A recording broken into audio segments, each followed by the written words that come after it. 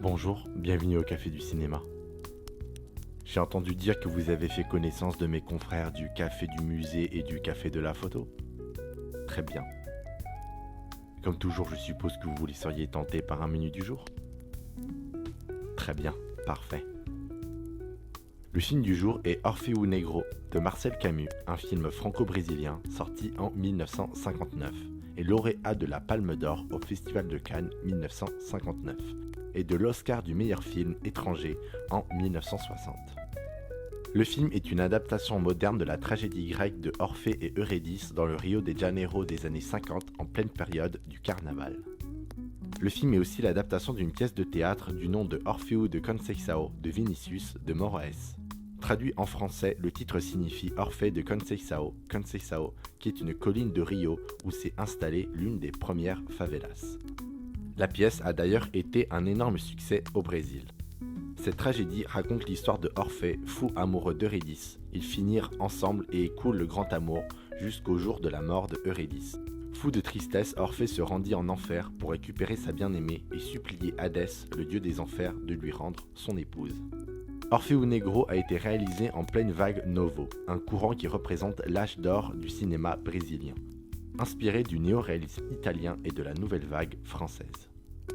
Mouvement qui a été initié au début des années 50 par le réalisateur Nelson Pereira dos Santos, réalisateur de Vidas Secas. Les thèmes abordés dans ce courant sont les problèmes nationaux qui se déroulent en milieu urbain ou rural. D'autres réalisateurs ont participé à ce mouvement comme Anselmo Duarte ou Glauber Rocha. Orfeu Negro est un vibrant hommage à la bossa nova, qui est un genre musical mélangeant du jazz et de la samba, ayant émergé à la fin des années 50 à Rio de Janeiro, au Brésil. Ce film a d'ailleurs pu populariser ce genre de musique dans le monde entier. Musique qui a également inspiré des chanteurs français comme Georges Moustaki et Pierre Barou. Le film est également une déclaration d'amour à la culture brésilienne et plus particulièrement le carnaval de Rio, qui est une empreinte culturelle forte au Brésil. D'ailleurs, cela crée un paradoxe entre l'ambiance chaleureuse du carnaval de Rio, avec tout le monde qui danse, en même temps que la tragédie que traversent nos personnages. Énormément de Brésiliens regrettaient que le premier film du mouvement Novo à recevoir une palme d'or ait été réalisé par un Français. Heureusement, cette injustice fut réparée quelques années plus tard avec la récompense de la Palme d'Or 1962 attribuée au film La parole donnée d'Anselmo Duarte, autre film majeur du mouvement Novo. Malheureusement, le fait que ce film ait été réalisé par un Français fausse la vision réaliste de la ville de Rio et des favelas.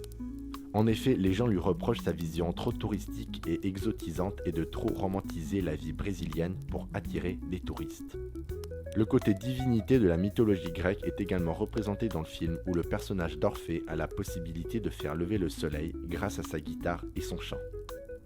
Pour terminer, on peut féliciter ce film d'avoir réussi à avoir la Palme d'Or malgré la concurrence cette année-là, avec notamment le cultissime Les 400 coups de François Truffaut.